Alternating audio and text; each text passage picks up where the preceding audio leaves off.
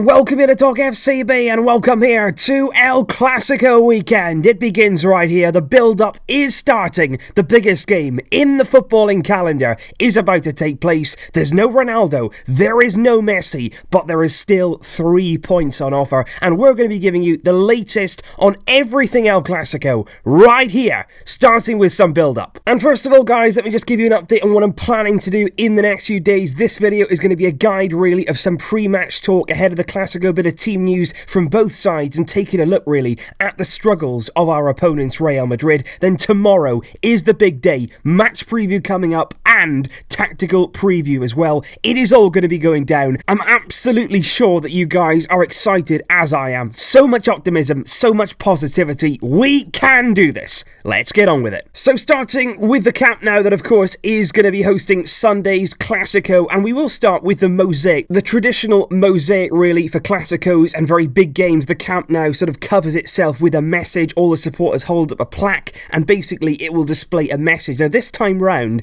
El Clasico will display "We colour football." Now originally there was a bit of uncertainty surrounding that slogan. A lot of people, saying what exactly are they trying to say. It's not really the best message, we're not really sure what that means. But since then it's sort of been dissected and broken down, and we seem to think that it basically means this: Real Madrid are playing, of course, in their traditional white shirts, traditional white, plain white, no real colour, no real flamboyancy really in the Real Madrid colours. And then there's us. There is a lot of colour, claret and blue, famous Barcelona colours. The stadium is going to be full of colour in El Clasico, and I think that's basically what it is supposed to mean. A lot of vibrancy, a lot of colour around the stadium, and hopefully that can transmit onto the pitch with some flamboyant football, with some colourful football, and some excitement coming from our play and delivering that to the stands. And speaking of the Camp Nou, we actually have a serious point to prove at our home cathedral in this Clasico match, simply because if you look at our recent form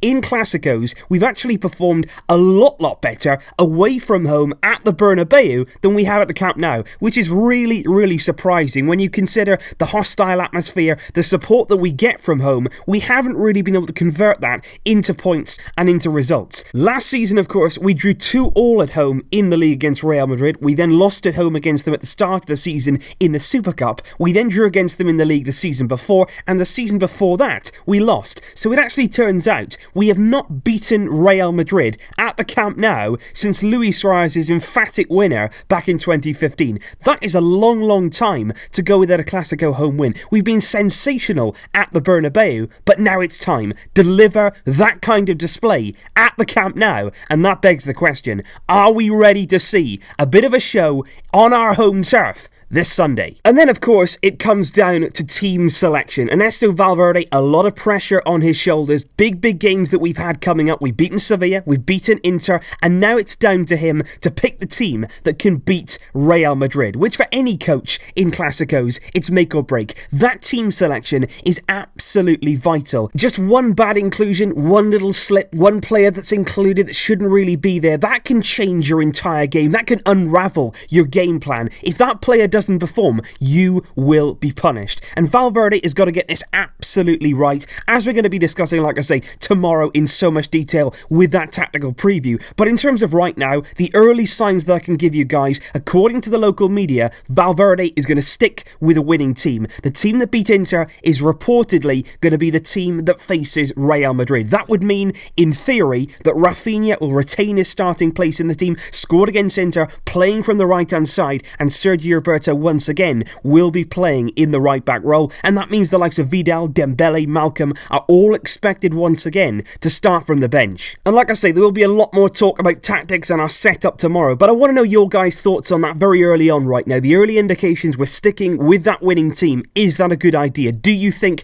that's what we should do? Should Valverde stick with that entire 11 with no changes? Let me know in the comments down below if you think that's what we should be doing this Sunday. And now I do want to talk talk about Real Madrid. Now, this section of the video, guys, is not going to be a rant. It's not going to be a diss track against Real Madrid players, but I do want to really talk about their slump in form and what I feel really has been the driving force behind that. Of course, in the summer, they lost Cristiano Ronaldo, but they also lost Zinedine Zidane. Massive leadership. I don't think his tactics were all that incredible, but in terms of as a leader, as bringing the best out of those players, really raising all of their levels in the big moments, they have missed that kind of leadership. And of course, with Ronaldo, you are going to lose goals. And I just think in the summer, they didn't react. Florentino Perez has got such a track record of going out there and buying what he needs, no matter what the price, no matter who it was, he would get his man. But I think he's lost that right now. In the summer, they didn't get Hazard, they got nowhere near a Galactico signing, and the players they did bring in, they're a very good quality, but did they really need them? And we're going to start here with Thibaut Courtois, who for me, is a very good goalkeeper,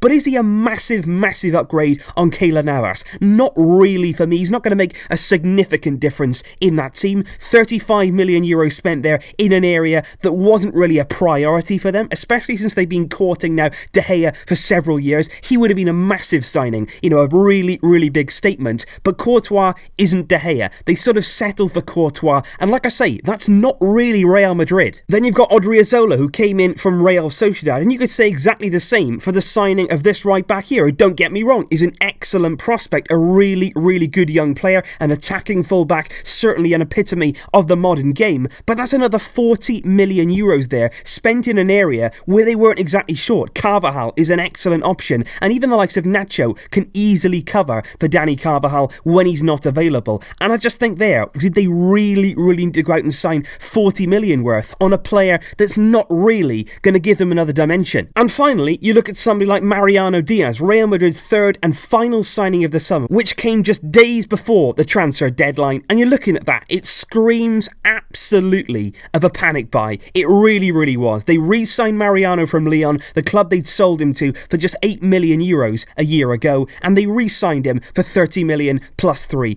and it just screamed of a panic. They were at the end of the window, they hadn't got their targets, they were lacking in attacking options, and they were thinking, what can we do? And Mariano became Real Madrid's only attacking signing in the entire transfer window. In the summer, they lost Cristiano Ronaldo. What on earth are they doing there? And not only has Mariano come in and hardly played, Lopetegui hasn't put a lot of faith in him, he even took the number 7 shirt. He was certainly not the Galactico that Real Madrid were expecting. He hasn't delivered so far. He's still young, of course, but I just feel like they needed more. They needed more firepower. They needed more goals. They're relying right now on the likes of Benzema, who, don't get me wrong, his build-up play is very good. He's a very good team player. He helps everybody tick, but he's not a goal scorer. Right now, he's not the clinical number 9 goal machine that you need when you lose somebody like Ronaldo. There's Bale, a lot of quality. We saw that in the Champions League final. I know all about Bale's quality being Welsh, but he's injury prone. You can't really rely on him. And Real Madrid right now are paying the price for what was a shambolic summer. And then for me, there's a number of players who I think at Real Madrid are suffering with a serious World Cup hangover. You look at Varane, who went all the way with France, played very regularly during the World Cup, and I think he's looked a bit sluggish since he came back so far this season. Then you got Luka Modric, who I don't think has really been close to his best this season so far, and at the age of 33, it's going to take him a bit longer to recover from that lengthy World Cup campaign, dragging Croatia to the final, all that emotion, all that hard work. It's difficult for him right now to find his feet again at Real Madrid, and alongside him, Toni Kroos, who a lot of people rate very highly, and he is a good midfielder, but I think he's been struggling for form now for month upon month. He had an absolutely shocking World Cup for Germany. He was really bad, and since he's come back to Real Madrid, it hasn't improved for him. He's still been on poor form. They're in a really bad moment right now,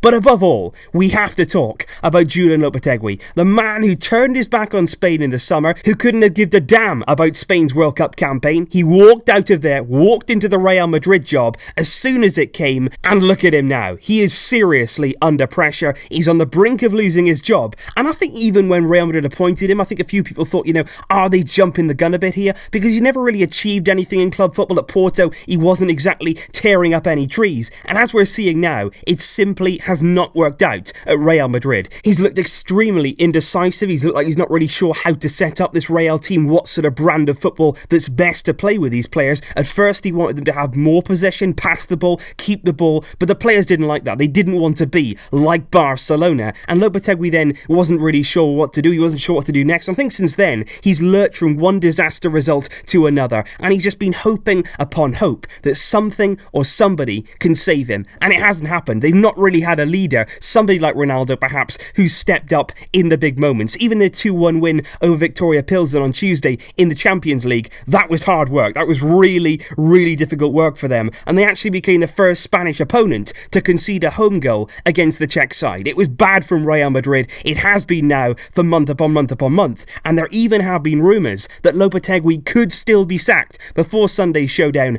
at the Camp Nou, with Santi Scolari and then perhaps Antonio Conte waiting in the wings. But as of right now, I am delighted to inform you, Lopetegui remains in a job. And so that is basically the lowdown as we're looking at El Clasico right now. Early signs from Barcelona. It's going to be an unchanged team. We're looking confident. We're looking good. But on the Real Madrid side, they've got some serious problems. But like I say, in Clásicos, form is nothing. You cannot go into this game and rely on form. It's going to come down to hard work. It's going to come down to that tactical setup and taking your chances on the night. And we're going to be discussing all of that and more tomorrow. The preview and the tactical preview coming up. I am excited. I hope you guys are too. I'll see you then. Leave your thoughts down below. But until then, as always, Vesca El Barça.